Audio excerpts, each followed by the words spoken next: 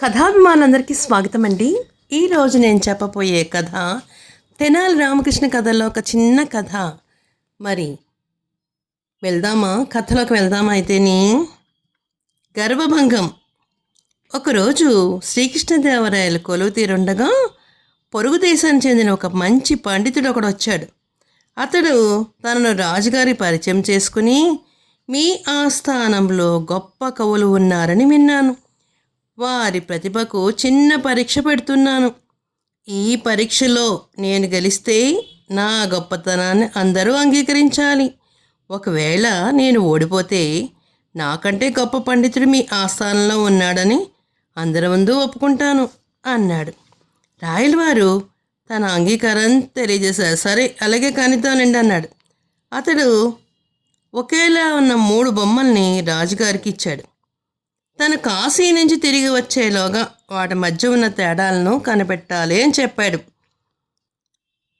ఆ రాయలవారు ఒకేలా ఉన్న బొమ్మలను పండితులకి ఇచ్చారు.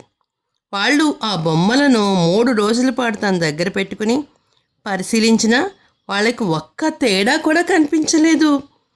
గడువు దగ్గర పడుతుంది. ఆ పండితుడు కాశీ నుంచి ఎప్పుడు వచ్చేస్తాడేమిటో అనే కంగారు కూడా ఉంది. రాయలవారు ఇక లాభం లేదనుకుని ఆ సమస్యను పరిష్కరించే బాధ్యతని మన తెనాలి రామలింగకి అప్పచెప్పారు. అతడు ఆ మన్నాడే బొమ్మలను సభకు తీసుకొచ్చాడు. చిన్న దారం ముక్కను తీసుకుని దాన్ని మొదటి బొమ్మ చెవిలో దూర్చితే అది దాని 2వ చెవిలోంచి బయటకు వచ్చేసింది. 2వ బొమ్మకు నోట్లో నుంచి, 3వ బొమ్మకు కడుపులో నుంచి బయటకు వచ్చాయి.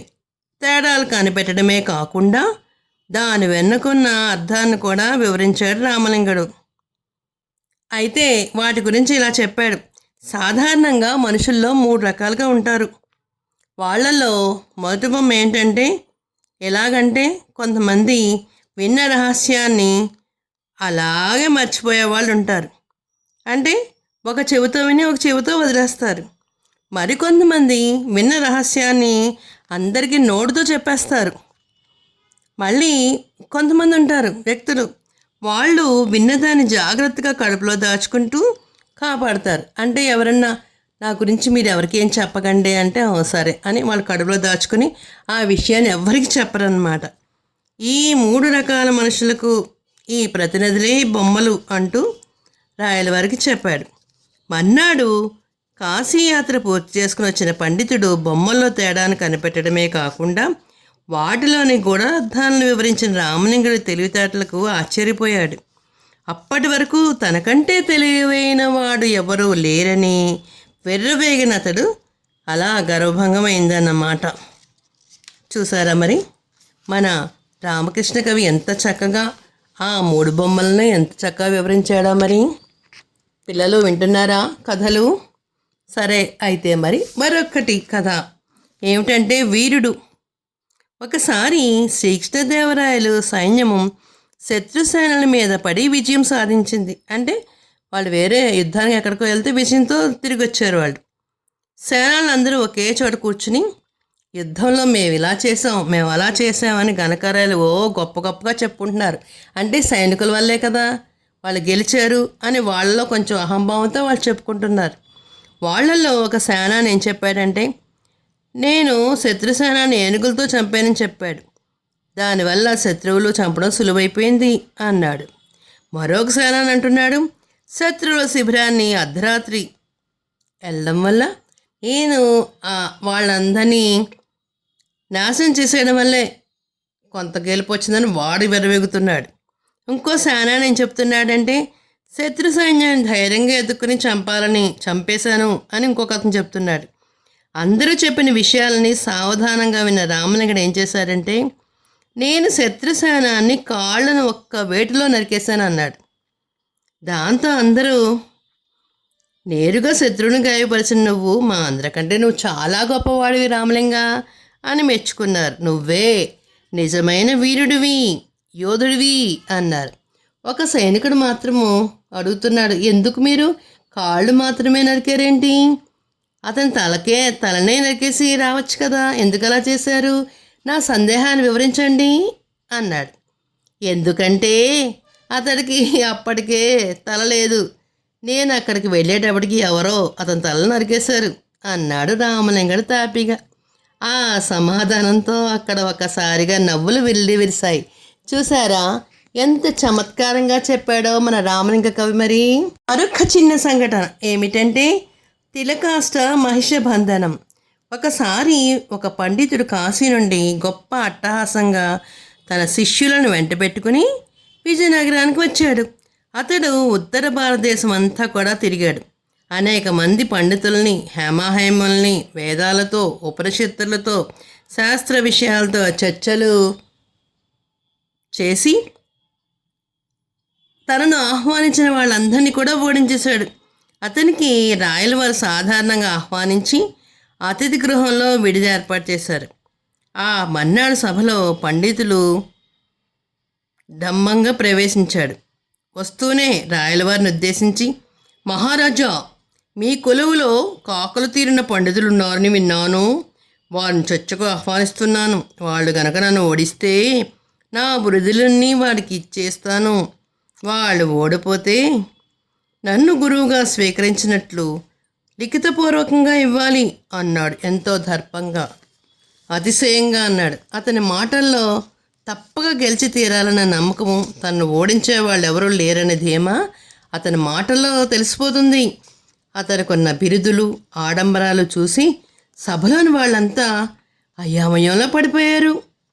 పండితోత్తమ, ఈ పోటీని మనం రేపు నిర్వహించుకుంటే బాగుంటుందేమో అని శ్రీకృష్ణదేవరాయలు అనగానే అతడు సరే అని ఒప్పుకున్నాడు. తర్వాత అతన్ని అతిథి గృహానికి పంపేసి పండితులందరినీ పిలిచి, మీలో రేపు అతనితో పోటీ దిగేవారెవరు అంటూ ప్రశ్నించారు శ్రీకృష్ణదేవరాయలు. కాశీ పండితుని ఆర్భాటం, అతని విజయాలు, బిరుదులు చూసి భయపడిపోయిన ఆస్థాన కవులు ఏమీ మాట్లాడకుండా తల వాల్చేశారు. రాజుగారి భలే కోపం వచ్చింది. నా ఆస్థానంలో ఉన్న పండితులు సామర్థ్యం ఇంతేనా అంటూ కోపంగా అక్కడి నుంచి వెళ్ళిపోయాడు. అప్పుడు రామలింగ కవి లేచి, రాజుగారి పరువు ప్రతిష్టలు నిలబెట్టలేని మనం బ్రతికి ఉండడం కూడా శుద్ధ దండగా. నేను అతనితో పోటీకి తలపడతాను అని చెప్పాడు. ఆ మాటలు వినగానే ఆ 7 పండితులు ఎంతో సంతోషంగా తన బిరుదులను రామలింగడికి ఇచ్చేసి అతని శిష్యుడిగా ఉంటాడు ఏమో అని చెప్పారు.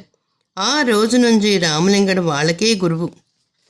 శ్రీకృష్ణదేవరాయలు రామలింగడి నిర్ణయం తెలుసుకుని ఆశ్చర్యపోయి పోటీకి కావాల్సిన ఏర్పాట్లన్నీ చేశారు. మరునాడు రామలింగడు పండితుడు వేషంలో అట్టహాసంగా సభలోకి వచ్చాడు.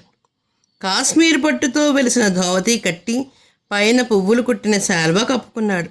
దానిపైన వరుసగా రాజులు, ప్రజలు, పండితులు ఇచ్చిన బిరుదుల పతాకాన్ని వజ్రాలతో మెరుస్తున్నాయి, వాటిని తగిలించుకున్నాడు.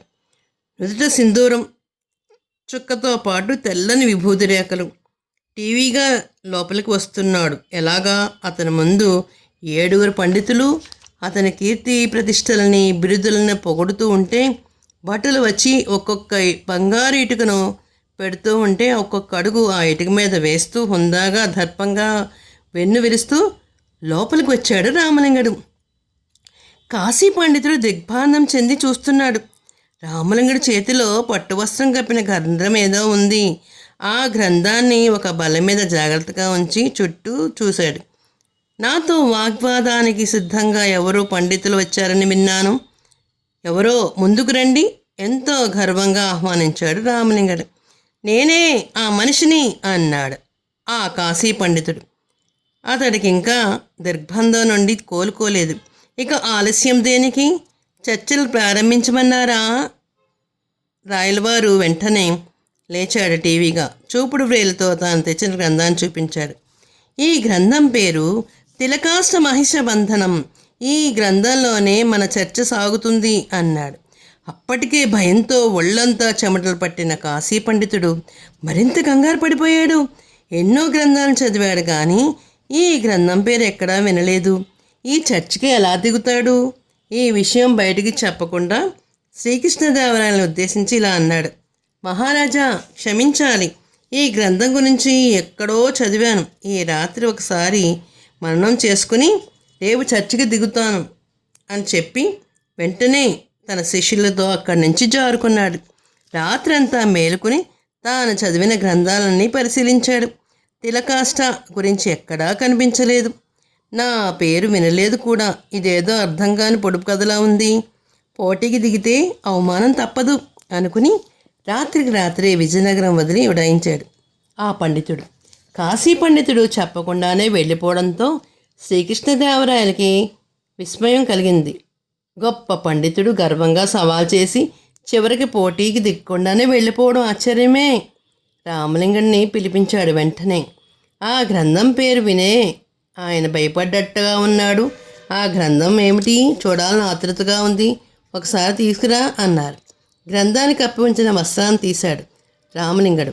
అక్కడ గ్రంథమేమీ లేదు. అగ్గిపెట్టెలతో ఒక తాడు ముక్క, ఒక కర్ర మాత్రం ఉన్నాయి.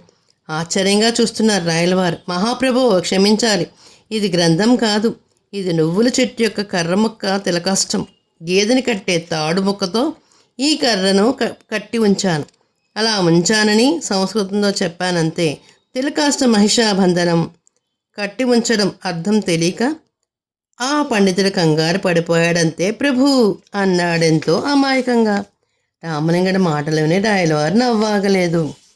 చూసారా ఒక పండితుడిని ఎలాగా బురిడి కొట్టించాడో మన రామలింగ కవి.